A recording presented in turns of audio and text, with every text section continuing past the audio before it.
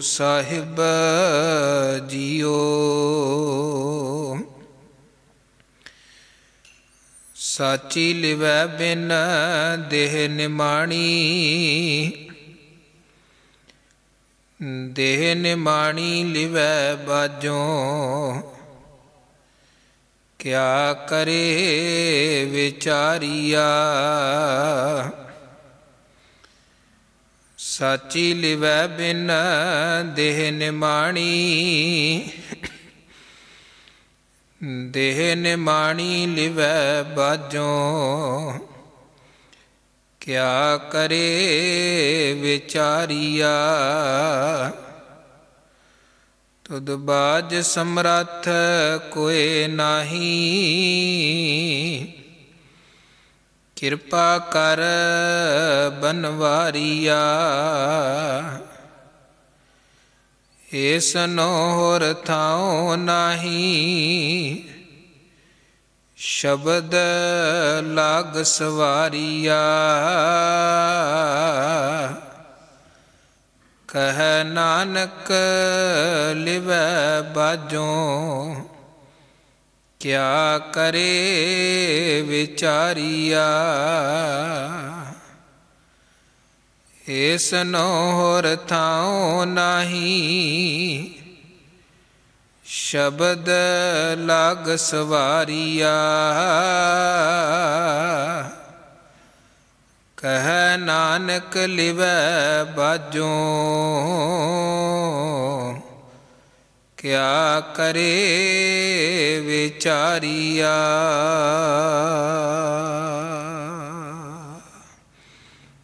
ਵਾਹਿਗੁਰੂ ਜੀ ਕਾ ਖਾਲਸਾ, ਵਾਹਿਗੁਰੂ ਜੀ ਕੀ ਫਤਿਹ। ਜੁਗ ਜੁਗ ਅਟਲ ਸਤਿਗੁਰੂ ਗੁਰਗੱਦੀ ਤੇ ਸੁਭਾਈਮਾਨ ਗਰੀਬ ਨਵਾਜ ਦਸਾਂ ਪਾਤਸ਼ਾਹੀਆਂ ਦੀ ਜੋਤ ਸਤਿਗੁਰੂ ਧੰਨ ਗੁਰੂ ਗ੍ਰੰਥ ਸਾਹਿਬ ਜੀ ਮਹਾਰਾਜ ਜੀ ਦੀ ਪਾਵਨ ਔਰ ਪਵਿੱਤਰ ਅੰਮ੍ਰਿਤਮਈ ਹਜ਼ੂਰੀ ਵਿਖੇ ਚਰਨ ਸ਼ਰਨ ਵਿਖੇ ਸੰਧਿਆ ਵੇਲੇ ਤੋਂ ਸਜੇ ਹੋਏ ਦੀਵਾਨਾਂ ਦੀ ਹਾਜ਼ਰੀ ਭਰ ਰਹੀ ਸਤਿਕਾਰ ਸਨਮਾਨਯੋਗ ਗੁਰੂ ਰੂਪ ਸਾਧ ਸੰਗਤ, ਸਤਿਗੁਰੂ ਜੀ ਦੀਆਂ ਬੇਅੰਤ ਬੇਅੰਤ ਰਹਿਮਤਾਂ ਬਖਸ਼ਿਸ਼ਾਂ ਹੋਈਆਂ ਹਨ। ਗੁਰੂ ਦਰਬਾਰ ਵਿਖੇ ਜੁੜ ਮਿਲ ਬੈਠਣ ਦੀਆਂ ਇਹ ਸੁਭਾਗੀਆਂ ਘੜੀਆਂ ਮਿਲੀਆਂ ਨੇ। ਪਾਵਨ ਦਰਬਾਰ ਦਾ ਆਨੰਦ ਮਾਣਦੇ ਹੋਏ ਗੁਰੂ ਘਰ ਦੇ ਸਨਮਾਨ ਔਰ ਸਤਿਕਾਰਯੋਗ ਕੀਰਤਨੀਆਂ ਪਾਸੋਂ ਇਲਾਹੀ ਬਾਣੀ, ਪਾਵਨ ਬਾਣੀ, ਅੰਮ੍ਰਿਤਮਈ ਸਾਚੀ ਤੁਰ ਕੀ ਬਾਣੀ ਦੇ ਸ਼ਬਦ ਕੀਰਤਨ ਪਿਆਰ ਸਹਿਤ ਸਤਿਕਾਰ ਸਹਿਤ ਆਪ ਜੀ ਨੇ ਸ਼ਰਵਣ ਕੀਤੇ ਨੇ। ਘੜੀਆਂ ਸਫਲ ਬਣਾਈਆਂ ਉਪਰੰਤ ਸਮਾਂ ਹੋਇਆ ਹੈ ਗੁਰਬਾਣੀ ਵਿਚਾਰ ਦਾ। ਧੰਨ ਗੁਰੂ ਅਮਰਦਾਸ ਸਾਹਿਬ ਨਿਮਾਣਿਆਂ ਦੇ ਮਾਣ, ਨਿਤਾਣਿਆਂ ਦੇ ਤਾਣ। ਸਤਿਗੁਰੂ ਗੁਰੂ ਅਮਰਦਾਸ ਕੀ ਅਕਥ ਕਥਾ ਹੈ, ਏਕ ਜੀ ਕਛ ਕਹੀ ਨਾ ਜਾਈ। ਤਿਨਾਂ ਦੀ ਪਾਵਨ ਪਵਿੱਤਰ ਰਸਨਾ ਤੋਂ ਉਚਾਰਨ ਕੀਤੀ ਹੋਈ ਪਾਵਨ ਅੰਮ੍ਰਿਤਮਈ ਬਾਣੀ ਆਨੰਦ ਸਾਹਿਬ ਦੀਆਂ ਵਿਚਾਰਾਂ ਦਾ ਆਪ ਜੀ ਲਗਾਤਾਰ ਆਨੰਦ ਮਾਣਦੇ ਹੋ ਔਰ ਸਤਿਗੁਰੂ ਜੀ ਨੇ ਮਿਹਰ ਕਰਕੇ ਰਹਿਮਤ ਕਰਕੇ ਇਸ ਬਾਣੀ ਦੀਆਂ ਪਹਿਲੀਆਂ 5 ਪੌੜੀਆਂ ਦੀ ਸੇਵਾ ਲਈ ਹੈ ਔਰ ਅੱਜ ਆਪ ਜੀ ਨੇ 6ਵੀਂ ਪੌੜੀ ਦਾ ਪਾਠ ਸ਼ਰਵਣ ਕੀਤਾ ਹੈ। ਵੈਸੇ ਜਿਹੜੀ ਇੱਕ ਮਰਿਆਦਾ ਹੈ, ਉਸ ਮਰਿਆਦਾ ਮੁਤਾਬਕ ਅਸੀਂ ਅਕਸਰ ਵੇਖਦੇ ਹਾਂ ਕਿ ਗੁਰੂ ਘਰ ਵਿਖੇ ਦੀਵਾਨਾਂ ਦੀ ਸੰਪੂਰਨਤਾ ਸਮੇਂ ਆਨੰਦ ਸਾਹਿਬ ਦੀਆਂ 6 ਪੌੜੀਆਂ ਦਾ ਪਾਠ ਪੜ੍ਹਿਆ ਜਾਂਦਾ ਹੈ। ਸ਼੍ਰੀ ਅਖੰਡ ਪਾਠ ਸਾਹਿਬ ਦੀ ਆਰੰਭਤਾ ਹੋਵੇ, ਭੋਗ ਦਾ ਸਮਾਂ ਹੋਵੇ, ਸਹਿਜ ਪਾਠ ਦੀ ਆਰੰਭਤਾ ਜਾਂ ਭੋਗ, ਜਾਂ ਇੱਦਾਂ ਕਹਿ ਲਈਏ ਕਿ ਜਦੋਂ ਵੀ ਅਸੀਂ ਅਰਦਾਸ ਕਰਨੀ ਹੈ ਔਰ ਉਸ ਅਰਦਾਸ ਸਮੇਂ ਕੜਾਹ ਪ੍ਰਸ਼ਾਦ ਦੀ ਦੇਗ ਹਾਜ਼ਰ ਹੈ, ਮੌਜੂਦ ਹੈ, ਉਦੋਂ ਫਿਰ ਸਾਡੀ ਇੱਕ ਮਰਿਆਦਾ ਹੈ, ਇੱਕ ਪਰੰਪਰਾ ਹੈ, ਇੱਕ ਰੀਤ ਹੈ। ਨਾਲ 6 ਪੌੜੀਆਂ ਆਨੰਦ ਸਾਹਿਬ ਦੀਆਂ ਜ਼ਰੂਰ ਪੜ੍ਹੀਆਂ ਜਾਂਦੀਆਂ ਨੇ ਜਦੋਂ ਕੜਾਹ ਪ੍ਰਸ਼ਾਦ ਦੀ ਦੇਗ ਹਾਜ਼ਰ ਹੈ। ਦੇਗ ਨਹੀਂ ਹਾਜ਼ਰ, ਆਪਾਂ ਵੈਸੇ ਵੀ ਅਰਦਾਸ ਕਰ ਲੈਂਦੇ ਹਾਂ, ਪਰ ਜਦੋਂ ਦੇਗ ਹਾਜ਼ਰ ਹੈ ਕੜਾਹ ਪ੍ਰਸ਼ਾਦ, ਤੇ ਫਿਰ ਨਾਲ 6 ਪੌੜੀਆਂ ਆਨੰਦ ਸਾਹਿਬ ਦੀਆਂ ਜ਼ਰੂਰ ਪੜ੍ਹੀਆਂ ਜਾਂਦੀਆਂ ਹਨ। ਉਹਦੇ 'ਚ ਹਨ ਪਹਿਲੀਆਂ 5 ਪੌੜੀਆਂ ਆਨੰਦ ਸਾਹਿਬ ਦੀਆਂ, ਤੇ ਫਿਰ ਇੱਕ ਅਖੀਰਲੀ ਪੌੜੀ ਪੜ੍ਹੀ ਜਾਂਦੀ ਹੈ, ਆਨੰਦ ਸੁਣੋ ਵਡਭਾਗੀਓ ਸਗਲ ਮਨੋਰਥ ਪੂਰੇ। 6 ਪੌੜੀਆਂ। ਵੈਸੇ ਇਸ ਬਾਣੀ ਦੀਆਂ ਕੁੱਲ 40 ਪੌੜੀਆਂ ਹਨ, ਔਰ ਨਿਤਨੇਮ ਸਮੇਂ ਜਾਂ ਅੰਮ੍ਰਿਤ ਸੰਚਾਰ ਸਮੇਂ ਸੰਪੂਰਨ ਆਨੰਦ ਸਾਹਿਬ ਦੀ ਬਾਣੀ ਦਾ ਪਾਠ ਕੀਤਾ ਜਾਂਦਾ ਹੈ, ਭਾਵ ਕੁੱਲ 40 ਪੌੜੀਆਂ ਪੜ੍ਹੀਆਂ ਜਾਂਦੀਆਂ ਹਨ। ਸੋ 5ਵੀਂ ਪੌੜੀ ਤੋਂ ਬਾਅਦ ਲੜੀਵਾਰ ਬਾਣੀ 'ਚ 6ਵੀਂ ਪੌੜੀ, ਜਿਸ ਪੌੜੀ ਦਾ ਪਾਠ ਆਪ ਜੀ ਨੇ ਸ਼ਰਵਣ ਕੀਤਾ ਹੈ, ਇਸ ਪੌੜੀ ਅੰਦਰ ਧੰਨ ਗੁਰੂ ਅਮਰਦਾਸ ਸਾਹਿਬ ਜੀ ਗੱਲ ਕਰਦੇ ਹਨ ਕਿ ਸਾਚੀ ਲਿਵੈ ਬਿਨ ਦੇਹ ਨਿਮਾਣੀ। ਅਕਾਲ ਪੁਰਖ ਪਰਮੇਸ਼ਰ ਵਾਹਿਗੁਰੂ ਜੀ ਦੇ ਨਾਲ ਸੁਰਤ ਨੂੰ ਜੋੜਨਾ, ਲਿਵ ਨੂੰ ਜੋੜਨਾ, ਇਹ ਜੀਵਨ ਸਫਲਤਾ ਦਾ ਇੱਕ ਮਾਰਗ ਹੈ। 2 ਪ੍ਰਕਾਰ ਦੇ ਮਾਰਗ ਜੀਵਨ ਦੇ ਗੁਰਬਾਣੀ ਨੇ ਜਾਂ ਵਿਚਾਰਵਾਨਾਂ ਨੇ ਮੰਨੇ ਨੇ, ਜਿਹਦੇ ਮੁਤਾਬਕ ਸਾਡਾ ਸੰਸਾਰੀ ਲੋਕਾਂ ਦਾ ਜੀਵਨ ਚੱਲਦਾ ਹੈ। ਇੱਕ ਹੈ ਲਿਵ ਦਾ ਮਾਰਗ, ਇੱਕ ਹੈ ਧਾਤ ਦਾ ਮਾਰਗ। ਬਾਣੀ 'ਚ ਮਹਾਰਾਜ ਜੀ ਦੇ ਬਚਨ ਹਨ, ਲਿਵ ਧਾਤ ਦੋਇ ਰਾਹ ਹੈ, ਹੁਕਮੀ ਕਾਰ ਕਮਾਏ। ਲਿਵ ਦਾ ਮਤਲਬ ਤੇ ਹੈ ਪਰਮਾਤਮਾ ਦੀ ਸਿਮਰਨ ਸਾਧਨਾ, ਤੇ ਧਾਤ ਦਾ ਮਤਲਬ ਹੈ ਮਾਇਆ ਪ੍ਰਾਪਤੀ ਦਾ ਮਾਰਗ।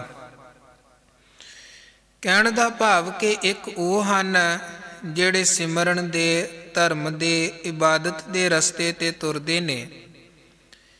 ਇੱਕ ਉਹ ਨੇ ਜਿਹੜੇ ਕੇਵਲ ਨਿਰੋਲ ਮਾਇਆ ਦੇ ਮਾਰਗ ਤੇ ਹੀ ਤੁਰਦੇ ਨੇ, ਮਾਇਆ ਧਾਰੀ।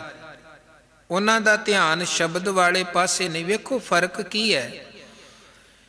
ਜਿਹੜਾ ਪਰਮੇਸ਼ਰ ਦੀ ਇਬਾਦਤ ਦੇ ਰਸਤੇ ਤੇ ਤੁਰਦਾ ਹੈ, ਉਹਨੂੰ ਜੀਵਨ ਦੇ ਇੱਕ ਬੈਲੈਂਸ ਦੀ ਸਮਝ ਹੈ।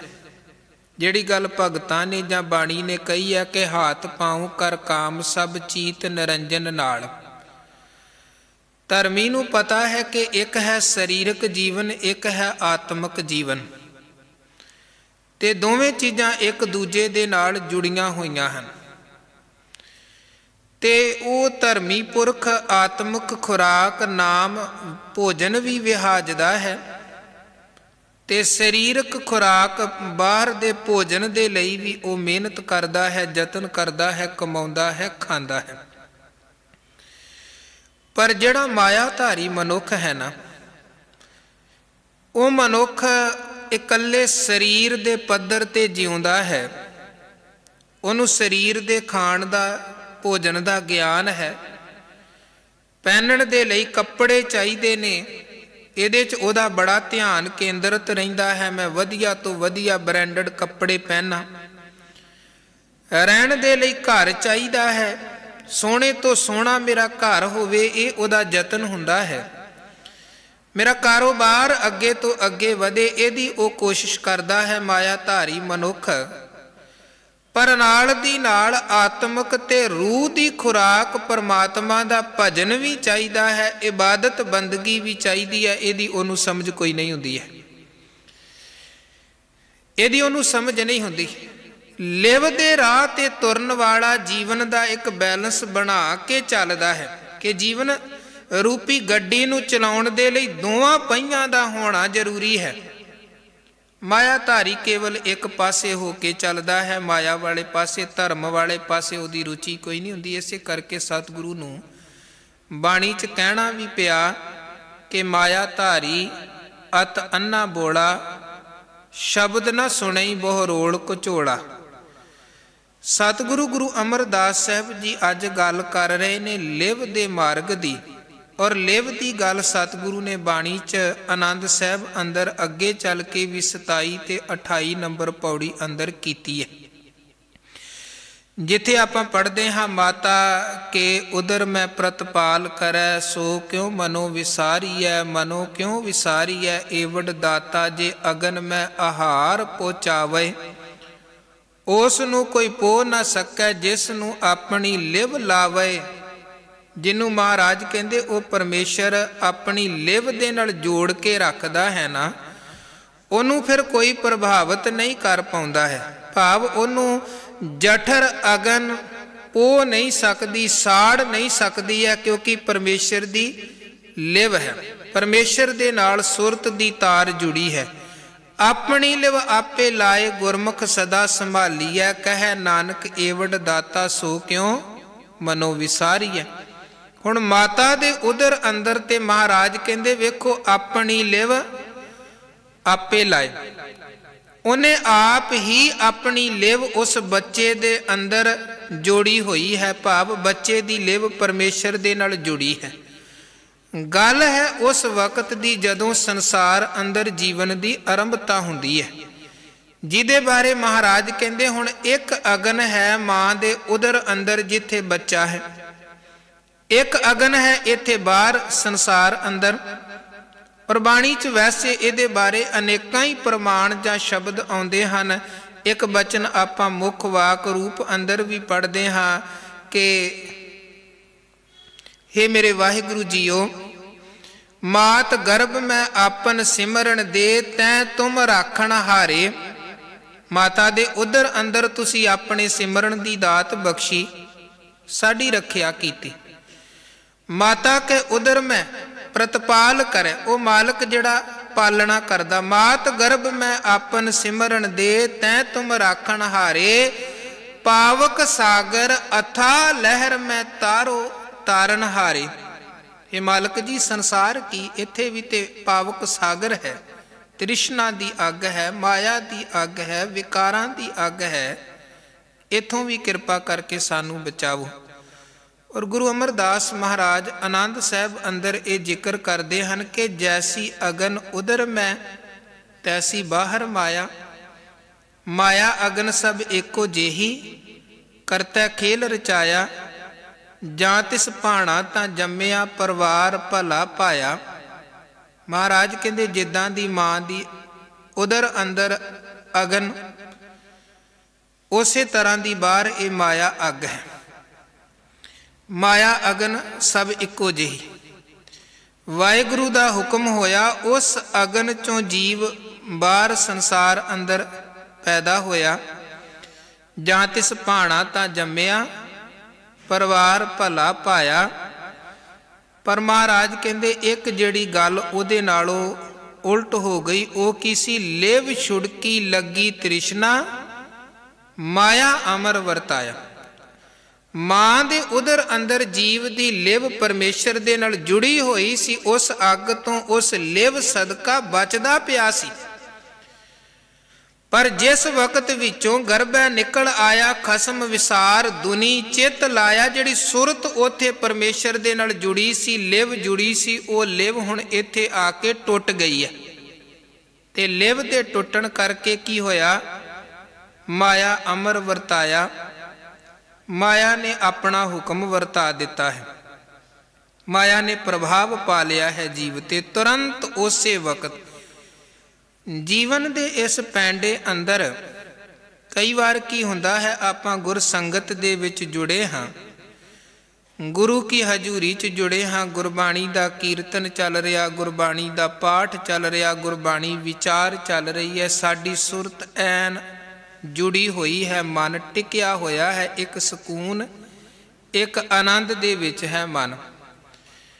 पर जिवें ही गुरु दरबार दी दीवान दी समाप्ति हुंदी है, बंदा गुरु के दरबार तो बाहर निकलिया, इत्थे सी सुरत जुड़ी हुई सी।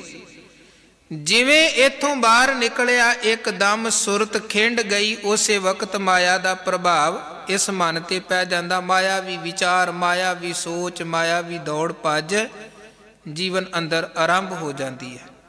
महाराज कहंदे इन बिन इसे तरह ਸੰਸਾਰ ਅੰਦਰ ਜਨਮ ਹੋਇਆ, ਮਾਇਆ ਨੇ ਆਪਣਾ ਪ੍ਰਭਾਵ ਪਾ ਲਿਆ ਤੇ ਮਾਇਆ ਦੀ ਦੌੜ ਆਰੰਭ ਹੋ ਗਈ। ਉਹਨੂੰ ਬਾਣੀ 'ਚ ਅੱਗੇ ਸਤਿਗੁਰੂ ਜੀ ਨੇ ਕਈ ਰੂਪਾਂ ਦੇ ਵਿੱਚ ਵਰਣਨ ਵੀ ਕੀਤਾ ਹੈ ਕਿ ਪਹਿਲੇ ਪਿਆਰ ਲੱਗਾ ਥਣ ਦੁੱਧ, ਦੂਜਾ ਮਾਏ ਬਾਪ ਕੀ ਸੁੱਧ, ਤੀਜਾ ਭਈਆ ਭਾਬੀ ਬੇਬ, ਚੌਥੇ ਪਿਆਰ ਉਪੰਨੀ ਖੇਡ। ਕਹਿਣ ਦਾ ਭਾਵ ਕਿ ਉਧਰੋਂ ਲਿਵ ਉਧਰੋਂ ਸੁਰਤ ਟੁੱਟ ਗਈ ਤੇ ਹੁਣ ਬਸ ਇਧਰ ਮਾਇਆ ਦੀ ਦੌੜ ਸ਼ੁਰੂ ਹੋ ਗਈ। ਹਾਲਾਂਕਿ ਭਾਈ ਗੁਰਦਾਸ ਜੀ ਨੇ ਇੱਕ ਹੋਰ ਬੜਾ ਪਿਆਰਾ ਬਚਨ ਕਿਹਾ ਹੈ। ਉਹਨਾਂ ਨੂੰ ਕਿਸੇ ਪੁੱਛਿਆ, ਜੀ ਬੱਚੇ ਦਾ ਜਨਮ ਹੁੰਦਾ, ਬੱਚਾ ਰੋਂਦਾ ਹੈ, ਇਹਦਾ ਕਾਰਨ ਕੀ ਹੈ, ਕਿਉਂ ਬੱਚਾ ਰੋਂਦਾ ਹੈ? ਬਾਕੀ ਪਰਿਵਾਰ ਤੇ ਖੁਸ਼ੀਆਂ ਮਨਾਉਂਦਾ ਪਿਆ ਹੈ ਜੀ, ਘਰ 'ਚ ਨਵਾਂ ਜੀ ਆਇਆ ਹੈ, ਪਰਿਵਾਰ ਨੱਚਦਾ ਟੱਪਦਾ, ਢੋਲ ਵੱਜਦੇ ਨੇ, ਕਿੰਨਾ ਕੁਝ ਹੁੰਦਾ ਹੈ ਜਦੋਂ ਘਰ ਬੱਚੇ ਦਾ ਜਨਮ ਹੁੰਦਾ ਹੈ। ਪਰ ਜਿਹਦਾ ਜਨਮ ਹੋਇਆ ਹੈ ਉਹ ਰੋਂਦਾ ਪਿਆ ਹੈ, ਕਾਰਨ ਕੀ ਹੈ? ਤੇ ਭਾਈ ਗੁਰਦਾਸ ਸਾਹਿਬ ਕਹਿੰਦਾ ਉਹਦਾ ਕਾਰਨ ਇਹੀ ਹੈ ਕਿ ਜਿੰਨੀ ਦੇਰ ਉਹ ਮਾਂ ਉਦਰ ਅੰਦਰ ਸੀ ਓਨੀ ਦੇਰ ਤੱਕ ਸੁਰਤ ਪਰਮੇਸ਼ਰ ਦੇ ਨਾਲ ਜੁੜੀ ਸੀ। ਵਾਹਿਗੁਰੂ ਜੀ ਦੇ ਨਾਮ ਰਤਨ ਦੇ ਨਾਲ ਜੀਵ ਜੁੜਿਆ ਸੀ। ਹੁਣ ਜਦੋਂ ਸੰਸਾਰ ਅੰਦਰ ਜਨਮ ਹੋਇਆ, ਉਹ ਲਿਵ ਟੁੱਟ ਗਈ, ਉਹ ਰਤਨ ਖੁੱਸ ਗਿਆ, ਸਿਮਰਨ ਇਬਾਦਤ ਤੋਂ ਜੀਵ ਟੁੱਟ ਗਿਆ ਤੇ ਰੋਵੈ ਰਤਨ ਗਵਾਏ ਕੈ ਮਾਇਆ ਮੋਹ ਅੰਧੇਰ ਗੁਬਾਰਾ। ਭਾਈ ਸਾਹਿਬ ਕਹਿੰਦੇ ਜਿਵੇਂ ਕਿਸੇ ਦੇ ਕੋਲੋਂ ਬੜੀ ਕੀਮਤੀ ਚੀਜ਼ ਖੁੱਸ ਜਾਏ, ਗਵਾਚ ਜਾਏ ਤੇ ਬੰਦਾ ਰੋ ਉੱਠਦਾ, ਕੁਰਲਾ ਉੱਠਦਾ ਹੈ। ਇਸੇ ਤਰ੍ਹਾਂ ਬੱਚੇ ਦੇ ਕੋਲੋਂ ਨਾਮ ਰਤਨ ਖੁੱਸ ਗਿਆ, ਨਾਮ ਰਤਨ ਤੋਂ ਟੁੱਟ ਗਿਆ, ਲਿਵ ਛੁਟਕੀ ਲੱਗੀ ਤ੍ਰਿਸ਼ਨਾ, ਤੇ ਉਹ ਲਿਵ ਤੇ ਟੁੱਟਣ ਕਰਕੇ ਨਾਮ ਰਤਨ ਹੱਥੋਂ ਨਿਕਲ ਜਾਣ ਕਰਕੇ ਰੋਵੈ ਰਤਨ ਗਵਾਏ ਕੈ ਮਾਇਆ ਮੋਹ ਅੰਧੇਰ ਗੁਬਾਰਾ। ਉਹ ਰੋਵੈ ਦੁੱਖ ਆਪਣਾ, ਹੱਸ ਹੱਸ ਗਾਵੈ ਸਭ ਪਰਿਵਾਰਾ। ਕਹਿੰਦੇ ਪਰਿਵਾਰ ਤੇ ਸਾਰਾ ਹੱਸ ਹੱਸ ਗਾਉਂਦਾ ਵਜਾਉਂਦਾ ਪਿਆ ਹੈ, ਪਰ ਉਹ ਰੋਵੈ ਦੁੱਖ ਆਪਣਾ, ਉਹ ਆਪਣਾ ਦੁੱਖ ਰੋਂਦਾ ਪਿਆ ਹੈ। ਧੰਨ ਗੁਰੂ ਅਮਰਦਾਸ ਮਹਾਰਾਜ ਕਹਿੰਦੇ ਵੇਖੋ, ਜੇ ਤੇ ਸੁਰਤ ਦੀ ਤਾਰ ਜਾਂ ਸਾਡੀ ਲਿਵ ਪਰਮੇਸ਼ਰ ਦੇ ਨਾਲ ਜੁੜੀ ਹੈ ਤੇ ਫਿਰ ਤੇ ਹੈ ਜੀਵਨ ਕਾਇਆ ਸਫਲ ਤੇ ਸਕਾਰਤ। ਤੇ ਜੇ ਲਿਵ ਹੀ ਪਰਮੇਸ਼ਰ ਤੋਂ ਟੁੱਟੀ ਹੋਈ ਹੈ ਤੇ ਫਿਰ ਏਦਾਂ ਸਮਝੋ ਇਸ ਕਾਇਆ ਦੇ ਪੱਲੇ ਕੁਝ ਨਹੀਂ ਹੈ। ਵਾਹਿਗੁਰੂ ਦੀ ਲਿਵ ਤੋਂ ਬਿਨਾਂ, ਪਰਮੇਸ਼ਰ ਦੀ ਇਬਾਦਤ ਤੋਂ ਬਿਨਾ, ਪ੍ਰੀਤ ਤੋਂ ਬਿਨਾ ਜਾਂ ਉਹਨੂੰ ਜੋੜਨ ਦੀ ਇੱਕ ਲਗਨ ਤੋਂ ਬਿਨਾ। ਵੇਖੋ ਸੰਸਾਰੀ ਤੌਰ ਤੇ ਵੀ ਜੇ ਆਪਾਂ ਕੁਝ ਹਾਸਲ ਕਰਨਾ ਹੈ ਨਾ, ਤੇ ਬੰਦੇ ਦੀ ਪੂਰੀ ਲਗਨ ਉਸ ਕਰਮ ਪ੍ਰਤੀ ਹੋਣੀ ਚਾਹੀਦੀ ਹੈ। ਮੰਜ਼ਿਲ ਤਾਂ ਹੀ ਪ੍ਰਾਪਤ ਹੁੰਦੀ ਹੈ। ਅੱਧੇ ਅਧੂਰੇ ਮਨ ਦੇ ਨਾਲ ਬੰਦਾ ਕੁਝ ਪ੍ਰਾਪਤ ਨਹੀਂ ਕਰ ਪਾਉਂਦਾ। ਬੱਚਾ ਇਸ ਸਕੂਲ ਭੇਜਦੇ ਹਾਂ, ਉਹਨੂੰ ਵਾਰ-ਵਾਰ ਕਿਹਾ ਜਾਂਦਾ ਹੈ ਕਿ ਪੜ੍ਹਾਈ ਕਰਨੀ ਲਗਨ ਦੇ ਨਾਲ ਕਰ, ਪੂਰੀ ਦ੍ਰਿੜਤਾ ਦੇ ਨਾਲ ਕਰ, ਫਿਰ ਤੂੰ ਸਫਲ ਹੋਵੇਂਗਾ। ਜੇ ਧਿਆਨ ਹੀ ਨਾ ਜੁੜਿਆ, ਜੇ ਪੜ੍ਹਾਈ 'ਚ ਲਗਨ ਹੀ ਨਾ ਬਣੀ, ਤੇ ਫਿਰ ਸਫਲਤਾ ਵੀ ਪ੍ਰਾਪਤ ਨਹੀਂ ਹੋ ਸਕਦੀ ਹੈ। ਇਸੇ ਤਰ੍ਹਾਂ ਬੰਦੇ ਨੇ ਕਾਰੋਬਾਰ ਕਰਨਾ, ਕੋਈ ਹੋਰ ਕਾਰ ਵਿਹਾਰ ਕਰਨਾ, ਇਮਤਿਹਾਨ ਹੈ। ਜਿਸ ਕੰਮ ਦੇ ਵਿੱਚ ਪੂਰੀ ਤਰ੍ਹਾਂ ਲਗਨ ਨਹੀਂ ਹੈ, ਉਹ ਕੰਮ ਦੇ ਵਿੱਚ ਪੂਰੀ ਸਫਲਤਾ ਵੀ ਪ੍ਰਾਪਤ ਨਹੀਂ ਹੋ ਸਕਦੀ ਹੈ। ਧੰਨ ਗੁਰੂ ਅਮਰਦਾਸ ਸਾਹਿਬ ਕਹਿੰਦੇ ਵੇਖੋ, ਇਹ ਜੀਵਨ ਸਫਲ ਬਣਾਉਣ ਦਾ ਕਾਰਜ ਹੈ, ਕੋਈ ਛੋਟਾ ਕਾਰਜ ਨਹੀਂ ਹੈ, ਬਹੁਤ ਵੱਡਾ ਕਾਰਜ ਹੈ। ਤੇ ਇਸ ਕਾਰਜ ਨੂੰ ਕਰਨ ਦੇ ਲਈ ਬਹੁਤ ਦ੍ਰਿੜ ਇਰਾਦਾ ਹੋਣਾ ਚਾਹੀਦਾ ਹੈ। ਕੋਈ ਇਹ ਨਹੀਂ ਕਿ ਅੱਧੇ ਅਧੂਰੇ ਮਨ ਦੇ ਨਾਲ ਚਿੱਤ ਕੀਤਾ ਗੁਰੂ ਘਰ ਆ ਗਏ, ਚਿੱਤ ਕੀਤਾ ਨਾ ਆਏ, ਬਾਣੀ ਪੜ੍ਹ ਲਈ ਨਾ ਪੜ੍ਹੀ, ਕਦੇ ਵਾਹਿਗੁਰੂ ਵਾਹਿਗੁਰੂ ਕਹਿ ਲਿਆ, ਕਦੇ ਛੱਡ ਦਿੱਤਾ। ਇੱਦਾਂ ਗੱਲ ਨਹੀਂ ਬਣਦੀ। ਜਿਵੇਂ ਧੰਨ ਗੁਰੂ ਅਰਜਨ ਦੇਵ ਮਹਾਰਾਜ ਕਹਿੰਦੇ ਕਬੂ ਸਾਧ ਸੰਗਤ ਤੇ ਪਾਵੈ, ਉਸ ਅਸਥਾਨ ਤੇ ਬੌਰ ਨਾ ਆਵੈ।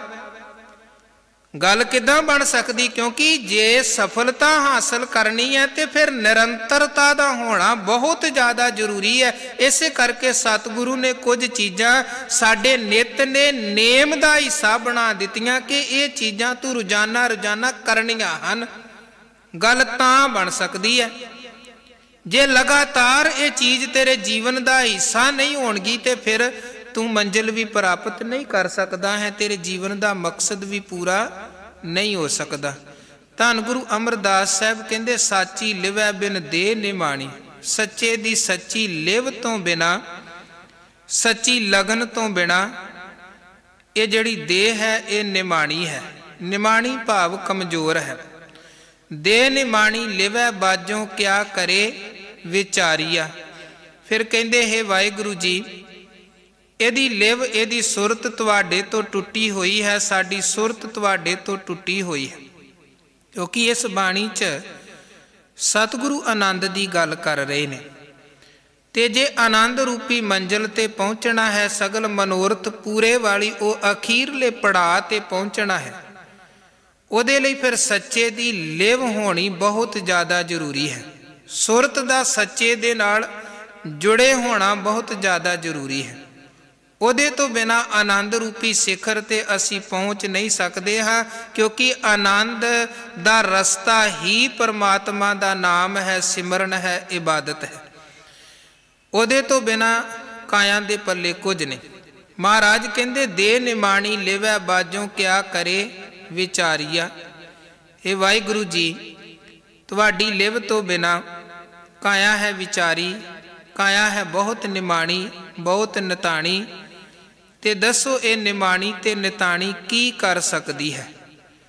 ਤੁਹਾਡੇ ਸਹਾਰੇ ਤੋਂ ਬਿਨਾਂ ਗੱਲ ਨਹੀਂ ਬਣ ਸਕਦੀ ਹੈ। ਗੁਰੂ ਦਾ ਸਹਾਰਾ, ਗੁਰੂ ਦੇ ਸ਼ਬਦ ਦਾ ਸਹਾਰਾ, ਪਰਮੇਸ਼ਰ ਦਾ ਸਹਾਰਾ ਮਨ ਨੂੰ ਵੀ ਚਾਹੀਦਾ ਹੈ ਤੇ ਸੁਰਤ ਨੂੰ ਵੀ ਚਾਹੀਦਾ। ਮਹਾਰਾਜ ਕਹਿੰਦੇ ਜਿਉਂ ਮੰਦਰ ਕੋ ਥੰਮੈ ਥੰਮਣ, ਤਿਉਂ ਗੁਰ ਕਾ ਸ਼ਬਦ ਮਨੈ ਅਸਥੰਮਣ। ਇਹ ਮਨ ਕਿਉਂਕਿ ਹਰ ਵਕਤ ਭਟਕਦਾ ਹੈ, ਮਨ ਲੋਚੈ ਬੁਰਾਈਆਂ, ਹਰ ਵਕਤ ਇਹਦਾ ਬੁਰਾਈਆਂ ਵਾਲੇ ਪਾਸੇ ਜਿਹੜਾ ਝੁਕਾਅ ਹੈ ਉਹ ਬਣਿਆ ਰਹਿੰਦਾ ਹੈ। ਗੁਰ ਸ਼ਬਦੀ ਇਹ ਮਨ ਹੋ ਰਹੀ ਹੈ, ਇਸ ਮਨ ਨੂੰ ਗੁਰੂ ਦੇ ਸ਼ਬਦ ਦੀ ਚੋਟ ਦੇ ਨਾਲ ਹੀ ਬੁਰਾਈਆਂ ਵਾਲੇ ਪਾਸੇ ਤੋਂ ਰੋਕਿਆ ਜਾ ਸਕਦਾ ਹੈ, ਮੋੜਿਆ ਜਾ ਸਕਦਾ ਹੈ। ਮਹਾਰਾਜ ਕਹਿੰਦੇ ਜਿਵੇਂ ਇੱਕ ਇਮਾਰਤ ਨੂੰ ਖੜੇ ਰਹਿਣ ਦੇ ਲਈ ਪਿਲਰਾਂ ਦੀ ਜ਼ਰੂਰਤ ਪੈਂਦੀ ਹੈ, ਮਜ਼ਬੂਤ ਦੀਵਾਰਾਂ ਦੀ ਜ਼ਰੂਰਤ ਪੈਂਦੀ ਹੈ, ਬਿਲਕੁਲ ਇਸੇ ਤਰ੍ਹਾਂ ਇਸ ਮਨ ਦੇ ਠਹਿਰਾਓ ਦੇ ਲਈ, ਮਨ ਦੇ ਟਿਕਾਓ ਦੇ ਲਈ ਗੁਰੂ ਦੇ ਸ਼ਬਦ ਦੀ ਜ਼ਰੂਰਤ ਹੈ। ਜੋ ਮੰਦਰ ਕੋ ਥੰਮੈ ਥੰਮਣ, ਤਿਉਂ ਗੁਰ ਕਾ ਸ਼ਬਦ ਮਨੈ ਅਸਥੰਮਣ। ਫਿਰ ਸਤਿਗੁਰੂ ਕਹਿੰਦੇ ਵੇਖੋ ਪੱਥਰ ਨੂੰ ਪਾਣੀ ਦੇ ਵਿੱਚ ਰੱਖੋ ਤੇ ਪੱਥਰ ਡੁੱਬ ਜਾਂਦਾ ਹੈ, ਪਰ ਵੱਡੇ ਵੱਡੇ ਪੱਥਰ ਵੀ ਸਮੁੰਦਰਾਂ ਤੋਂ, ਦਰਿਆਵਾਂ ਤੋਂ ਪਾਰ ਲੰਘ ਜਾਂਦੇ ਹਨ। ਕਿਵੇਂ ਪਾਰ ਲੰਘਦੇ ਹਨ? ਜਦੋਂ ਉਹਨਾਂ ਨੂੰ ਕਿਸੇ ਬੇੜੇ ਦਾ ਸਹਾਰਾ ਮਿਲ ਜਾਂਦਾ ਹੈ। ਜਿਉਂ ਪਾਖਾਨ ਨਾਵ ਚੜ ਤਰੈ, ਪ੍ਰਾਣੀ ਗੁਰਚਰਨ ਲਗਤ ਨਿਸਤਰੈ। ਮਹਾਰਾਜ ਕਹਿੰਦੇ ਬੇਸ਼ੱਕ ਕੋਈ ਪੱਥਰ ਵਰਗਾ ਹੋਵੇ, ਜਾਂ ਇੱਦਾਂ ਕਹਿ ਲਈਏ ਕਿ ਕਿਸੇ ਦੀ ਲਿਵ ਬਿਲਕੁਲ ਹੀ ਪਰਮੇਸ਼ਰ ਤੋਂ ਟੁੱਟੀ ਪਈ ਹੈ। ਹੁਣ ਕਿੰਨੇ ਲੋਕ ਗੁਰੂ ਨਾਨਕ ਮਹਾਰਾਜ ਸੱਚੇ ਪਾਤਸ਼ਾਹ ਜੀ ਨੂੰ ਮਿਲੇ, ਜਿਨ੍ਹਾਂ ਨੂੰ ਸੰਸਾਰ ਨੇ ਕਿਹਾ ਜੀ ਇਹ ਰਾਖਸ਼ ਹਨ, ਇਹ ਜੀ ਚੋਰ ਹਨ, ਇਹ ਠੱਗ ਹਨ। ਉਹ ਕੀ ਸੀ? ਪੱਥਰ ਵਰਗਾ ਜੀਵਨ ਬਣ ਚੁੱਕਿਆ ਸੀ, ਮਨਮੁਖ ਪੱਥਰ ਸੈਲ ਵਾਲੀ ਬਿਰਤੀ ਬਣ ਗਈ। ਪਰ ਗੁਰੂ ਮਹਾਰਾਜ ਜੀ ਦੇ ਸੰਪਰਕ ਦੇ ਵਿੱਚ ਆ ਗਏ ਤੇ ਪੂਰੇ ਗੁਰੂ ਦੀ ਵਡਿਆਈ ਕੀ ਹੈ? ਸਤਿਗੁਰ ਖੋਟਿਓ ਖਰੇ ਕਰੇ ਸ਼ਬਦ ਸਵਾਰਨਹਾਰ। ਜਿਨ੍ਹਾਂ ਦਾ ਜੀਵਨ ਅਤਿਅੰਤ ਖੋਟ ਦੇ ਨਾਲ ਭਰਿਆ ਪਿਆ ਹੈ, ਜਾਂ ਇੱਦਾਂ ਕਹਿ ਲਈਏ ਜਿਨ੍ਹਾਂ ਨੂੰ ਰੱਬ ਚੇਤੇ ਹੀ ਨਹੀਂ ਹੈ, ਪਰਮੇਸ਼ਰ ਚੇਤੇ ਹੀ ਨਹੀਂ ਹੈ, ਨਾਮ ਚੇਤੇ ਹੀ ਨਹੀਂ ਹੈ, ਜਿਨ੍ਹਾਂ ਨੂੰ ਕੇਵਲ ਕਾਮ ਹੀ ਕਾਮ ਚੇਤੇ ਹੈ, ਮਾਇਆ ਹੀ ਮਾਇਆ ਚੇਤੇ ਹੈ, ਪਦਾਰਥ ਹੀ ਪਦਾਰਥ ਚੇਤੇ ਹੈ।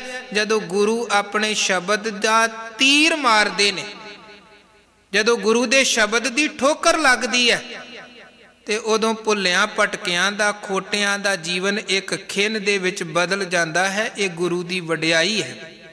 ਕਬੀਰ ਸਤਿਗੁਰ ਸੂਰਮੈ ਬਾਹਿਆ ਬਾਣ ਜੋ ਏਕ, ਲਾਗਤ ਹੀ ਭੋਏ ਗਿਰ ਪਰਾ ਪਰਾ ਕਰੇਜੇ ਸ਼ੇਕ। कबीर गूंगा हुआ बावरा, बहरा हुआ कान, पांवों ते पिंगल भया, मारिया सतगुर बाण। जदों गुरु दे शब्द दा तीर वजदा है फिर जीवन बदल जाता है। और किन्नियां दे जीवन गुरु दे शब्द दी बरकत दे नाल बदले ने। इतिहास इहदी गवाही भरदा है। महाराज कहंदे सतगुर खोटियों खरे करे, शब्द सवारन हार।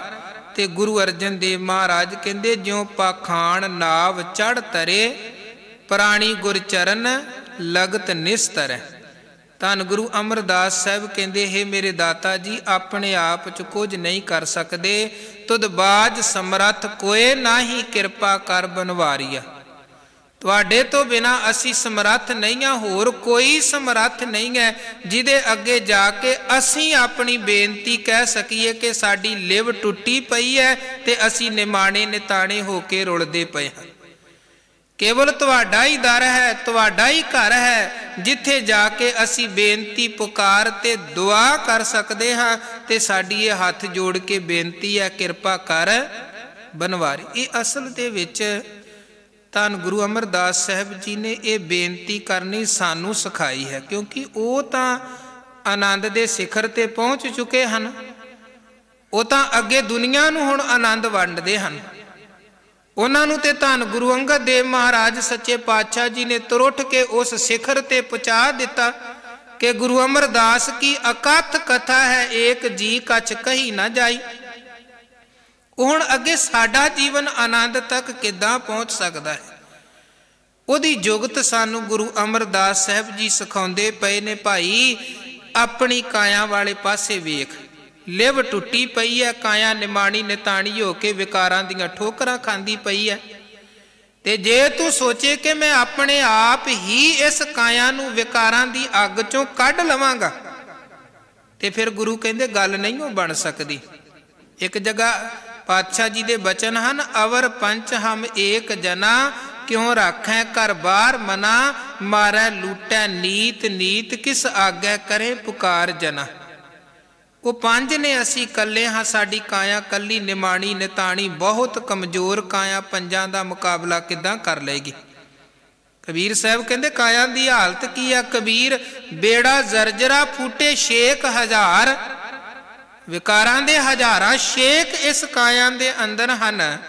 ਇਹ ਕਿੱਦਾਂ ਵਿਕਾਰਾਂ ਦਾ ਮੁਕਾਬਲਾ ਕਰ ਲਏਗੀ? ਇਹਨੂੰ ਸਹਾਰੇ ਦੀ ਜ਼ਰੂਰਤ ਹੈ, ਤੇ ਉਹ ਸਹਾਰਾ ਕੇਵਲ ਇੱਕ ਪਰਮੇਸ਼ਰ ਦਾ ਸਹਾਰਾ ਹੈ। ਉਹਦੇ ਤੋਂ ਬਿਨਾਂ ਕੋਈ ਦੂਜਾ ਇੰਨਾ ਸਮਰੱਥ ਨਹੀਂ ਹੈ ਜਿਹੜਾ ਸਾਨੂੰ ਵਿਕਾਰਾਂ ਦੇ ਖੂਹ 'ਚ ਡੁੱਬਦਿਆਂ ਹੋਇਆਂ ਨੂੰ ਬਾਹਰ ਕੱਢ ਲਵੇ।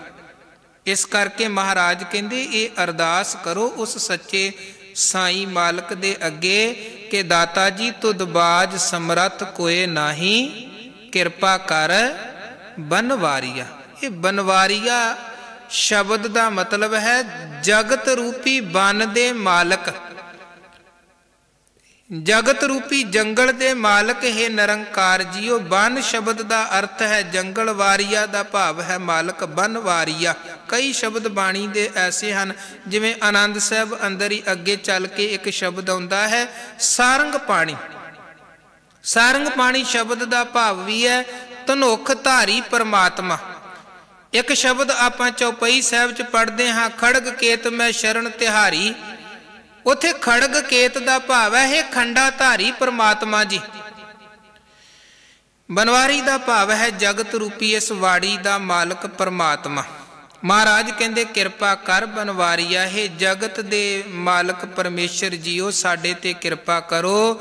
ਇਸ ਨੂੰ ਹੋਰ ਥਾਓ ਨਾਹੀ ਸ਼ਬਦ ਲਾਗ ਸਵਾਰੀਆ। ਸਾਡੀ ਇਸ ਕਾਇਆ ਨੂੰ ਤੁਹਾਡੇ ਤੋਂ ਬਿਨਾਂ ਹੋਰ ਕੋਈ ਦੂਜੀ ਥਾਂ ਨਹੀਂ ਹੈ, ਦੂਜਾ ਟਿਕਾਣਾ ਨਹੀਂ ਹੈ।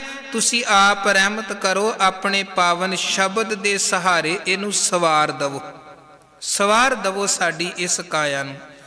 ਤੇ ਵੇਖੋ ਸਵਾਰਨ ਦੇ ਲਈ ਆਪਾਂ ਘਰਾਂ 'ਚ ਸਫਾਈ ਕਰਦੇ ਹਾਂ ਤੇ ਅਕਸਰ ਵਿਚਾਰ ਕਰਦੇ ਹਾਂ, ਇਹ ਗੱਲ ਆਪਾਂ ਪਹਿਲਾਂ ਵੀ ਵਿਚਾਰੀ ਹੈ ਕਿ ਇਹ ਕੋਈ ਜ਼ਰੂਰੀ ਨਹੀਂ ਹੁੰਦਾ ਹੈ ਕਿ ਜੇ ਅਸੀਂ ਘਰ ਨੂੰ ਸੋਹਣਾ ਬਣਾਉਣਾ, ਘਰ ਦੀ ਸਜਾਵਟ ਕਰਨੀ ਹੈ ਤੇ ਉਚੇਚੇ ਤੌਰ ਤੇ ਕੋਈ ਚੀਜ਼ ਸਪੈਸ਼ਲ ਲਿਆ ਕੇ ਘਰ ਲਗਾਈਏ ਤੇ ਘਰ ਤਾਂ ਹੀ ਸੋਹਣਾ ਲੱਗ ਸਕਦਾ। ਹਾਂ, ਘਰ ਨੂੰ ਸਜਾਉਣ ਦੇ ਲਈ ਲੋਕ ਤਰ੍ਹਾਂ ਤਰ੍ਹਾਂ ਦੀਆਂ ਚੀਜ਼ਾਂ ਖਰੀਦਦੇ ਹਨ, ਪਰ ਜੇ ਨਾ ਵੀ ਖਰੀਦੀਆਂ ਜਾਣ ਤੇ ਘਰ ਦੀ ਹਰ ਚੀਜ਼ ਇੱਕ ਤਰਤੀਬ ਦੇ ਮੁਤਾਬਕ ਹੋਵੇ ਤੇ ਫਿਰ ਵੀ ਘਰ ਸੋਹਣਾ ਲੱਗਦਾ ਹੈ। ਜੇ ਹਰ ਚੀਜ਼ ਤਰਤੀਬ ਦੇ ਵਿੱਚ ਹੈ ਤੇ ਘਰ ਸੋਹਣਾ ਹੈ। ਇਸੇ ਤਰ੍ਹਾਂ ਜੇ ਇਸ ਜੀਵਨ ਨੂੰ ਸੋਹਣਾ ਬਣਾਉਣਾ ਹੈ ਤੇ ਕੋਈ ਬਾਹਰ ਦੀ ਫਾਰਮੈਲਿਟੀ ਦੀ ਜ਼ਰੂਰਤ ਨਹੀਂ ਹੈ, ਕੋਈ ਬਾਹਰ ਦੇ ਪਹਿਰਾਵੇ ਦੀ ਜ਼ਰੂਰਤ ਨਹੀਂ ਹੈ, ਕੋਈ ਉਚੇਚੇ ਭੇਖ ਦੀ ਜ਼ਰੂਰਤ ਨਹੀਂ ਹੈ। ਸਾਡਾ ਜਿਹੜਾ ਜੀਵਨ ਹੈ ਇੱਕ ਤਰਤੀਬ ਮੁਤਾਬਕ ਜੀਵਨ ਹੋਵੇ ਤੇ ਜੀਵਨ ਸੋਹਣਾ ਲੱਗਦਾ ਹੈ। ਜੰਗਲ ਤੇ ਬਗੀਚੇ ਦਾ ਫਰਕ ਕੀ ਹੈ? हैन ते जंगल दे विच भी दरख्त ते बगीचे दे विच भी दरख्त, पर जंगल दे दरख्तां दी कोई तरतीब नहीं हुंदी है, पर बगीचे दे दरख्तां दी एक तरतीब है, बाग दे दरख्तां दी एक तरतीब है। बगीचा सब नूं सोहना लगदा है, सोहना हुंदा है, ते जंगल डरावना हुंदा है, क्योंकि तरतीब नहीं है। जिहदे जीवन दी कोई तरतीब नहीं है, कोई मर्यादा नहीं है, उहदा जीवन दूजियां दे लई डरावना जीवन होवेगा, उहदा जीवन दूजियां दे लई भयानक जीवन होएगा, दुखदाई जीवन होएगा। पर जिहदे जीवन दी एक तरतीब है, एक मर्यादा है, वो आप भी सुख ते आनंद वाला जीवन बतीत करदा है, ते वो दूजियां दे जीवन दे विच भी सुख ते आनंद प्रदान करदा है। खुशी ते आनंद वाला जीवन वो जिउंदा है, ते खुशियां ही खुशियां वंडदा है। ते गुरु नानक साहब कहंदे इदां दे लोग सारे समाज अंदर फैलने चाहिए हैं, जिन्हां दा जीवन गुणां दी खुशबू ते गुणां दी सुगंधी दे नाल भरिया है। वो जीवन किवें सवर सकदा है? धन गुरु अमरदास साहब कहंदे हे मेरे दाता, जे तुहाडी रहमत वरते ते गुरु दे शब्द दा सहारा मिल जाए ते फिर ये जीवन सवर जाता है। इस नूं होर थाओ नाही, शब्द लाग सवारिया।